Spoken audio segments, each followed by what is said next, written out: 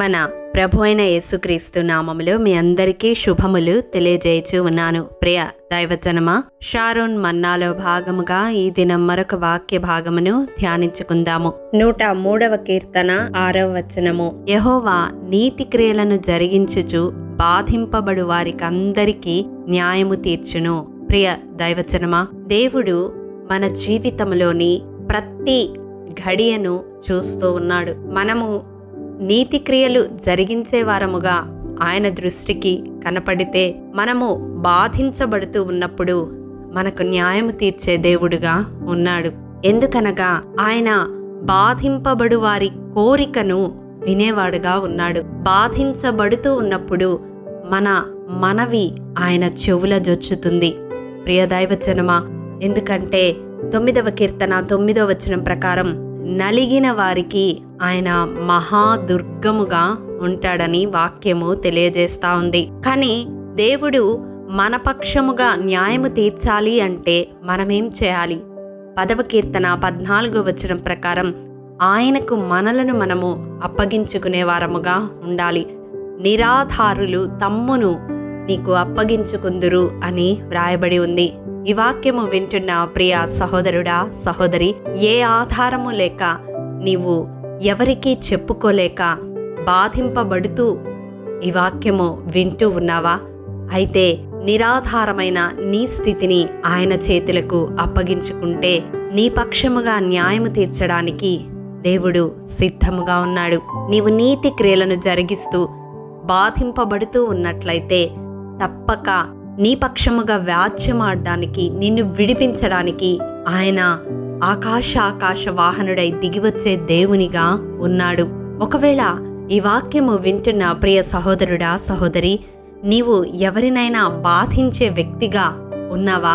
అకారణముగా నిర్దోషులను నీవు బాధ పెట్టే వ్యక్తిగా ఉన్నావా? అయితే దేవుడు వారి పక్షముగా వ్యాజ్యమాడతాడు, వారికి న్యాయము తీరుస్తాడు అనే విషయాన్ని నీవు జ్ఞాపకం చేసుకొనాలి. నీవు బాధ పెట్టే వ్యక్తివైతే 72వ కీర్తన 4వ వచనం ప్రకారం నీవు నలుగగొట్టబడతావు. మనము నలుగగొట్టబడుతూ ఉన్నప్పుడు ఒక్కసారి మనల్ని మనము పరీక్షించుకోవాలి. నా వలన ఎవరైనా అకారణముగా బాధింపబడుతూ ఉన్నారా? నేనెవరినైనా బాధ పెడుతూ ఉన్నానా? ఏ నిర్దోషి అయినా నా వలన బాధ నొందుతూ ఉన్నాడా? బాధ నొందుతూ ఉన్నదా? అది కుటుంబ సభ్యులు కావచ్చు, బంధుమిత్రులు కావచ్చు, నీ క్రింద పనిచేసే ఉద్యోగులు కావచ్చు, నీ సహ ఉద్యోగులు కావచ్చు, ఎవరినైనా నీవు బాధ పెడుతూ ఉన్నావేమో ఒక్కసారి దేవుని సన్నిధిలో పరీక్షించుకోవలసిందిగా ప్రభు పేరట మనవి చేస్తా ఉన్నాను. సామెతల గ్రంథం 22వ అధ్యాయం 22వ వచనములో వ్రాయబడి ఉంటుంది కదా, గుమ్మమునొద్ద దీనులను బాధపరచవద్దు. అవును, నీ ఇంట పనిచేసేవారిని, లేదా నీ ఇంటికి ఒక కోడలుగా వచ్చిన వారిని, లేదా నీ ఇంటిని ఆశ్రయించి నీ సహాయము కొరకు వచ్చిన వారిని నీవు గుమ్మము వద్ద బాధపరుస్తూ ఉన్నావా?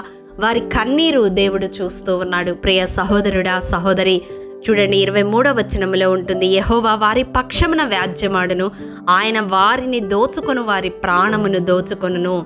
అవును ప్రియ దైవజనమా, దేవుడు వారి పక్షముగా మనతో వ్యాజ్యమాడితే మనము నిలువగలమా? ఆయన శక్తి ఎదుట మనము నిలువగలమా? ఆయన శిక్షను మనము భరించగలమా? ఈ వాక్యము వింటున్న వారిలో ప్రతి ఒక్కరూ ఈ దినం వ్యక్తిగతంగా పరిశీలించుకునవలసిందిగా ప్రభు పేరట మనవి చేస్తూ ఉన్నాను. ఒకవేళ అకారణముగా నీతి క్రియలు జరిగిస్తూ బాధింపబడుతున్న వ్యక్తివి నీవైతే నీ పక్షముగా న్యాయము తీర్చడానికి ఆయన సిద్ధముగా ఉన్నాడు. ఒకవేళ నీవు అకారణముగా బాధించే వ్యక్తిగా, ఇతరులను హింసించే వ్యక్తిగా, నీ మాటలతో నీ క్రియలతో గాయపరిచే వ్యక్తిగా ఉన్నట్లయితే వారి పక్షముగా దేవుడు వ్యాజ్యమాడినప్పుడు ఆయన ఎదుట నీవు నిలవలేవు సుమా. కాబట్టి ఈ సంవత్సరాంతంలో మనము దేవుని ఎదుట ఒక తీర్మానం తీసుకుందాము. దేవా, నా వలన ఎవ్వరూ బాధపడకుండా నా ప్రవర్తనను సరిచేయి. ఒకవేళ ప్రియ సహోదరుడా, సహోదరి, నీవు బాధింపబడుతున్న వ్యక్తివైతే తప్పక దేవుడు నీకు న్యాయము తీర్చుతాడు. నమ్ముతున్నావా? నమ్మితే ఈ ప్రార్థనలో ఏకీభవించు. మహాఘనుడా, మహోన్నతుడా, నీ పరిశుద్ధ పాదములకు వందనములు. దేవా, విత్తబడిన వాక్యమును ప్రతి హృదయములో నూరంతలుగా ఫలింపచేయండి నాయన. ఎవరైతే అకారణముగా బాధింపబడుతూ ఉన్నారో అట్టి ప్రతి ఒక్కరిని నీ కృపాహస్తాలకు అప్పగిస్తా ఉన్నాను. వారి కన్నీటిని మీరు నాట్యముగా మార్చండి. వారి అంగలార్పుకు ప్రతిగా సంతోష వస్త్రమును ధరింపచేయండి దేవా. ఎవరైతే ఇతరులను బాధ పెట్టే మనస్సుతో ఈ వాక్యమును వింటూ ఉన్నారో వారి హృదయాల్లో మీరు మార్పును తీసుకుని రండి. వారి పక్షముగా నీవు వ్యాజ్యమాడితే వీరు నిలువలేరు అనే గ్రహింపును వారికి దయచేయమని వేడుకుంటూ ఉన్నాం. ఏది ఏమైనప్పటికీ ఈ సంవత్సరాంతములో ప్రభువా, బాధింపబడు వారి కోరిక విని వారి పక్షముగా న్యాయము తీర్చే దేవుడనని మీరు చేసిన వాగ్దానమును స్వతంత్రించుకునే కృప ఈ మాటలు వింటూ బాధింపబడుతున్న ప్రతి ఒక్కరికి దయచేయమని యేసు అతి పరిశుద్ధ నామం పేరట అడిగి పొందుకొని నాము తండ్రి, ఆమేన్. ప్రియ దైవజనమా, అనుదినము షారోన్ మన్నా ద్వారా అడగబడుచున్న నెంబర్ ఇన్ బైబిల్ క్విజ్ ప్రశ్నలకు సమాధానములు ప్రతి నెల మొదటి వారము కామెంట్ బాక్స్లో పోస్ట్ చేయబడతాయి.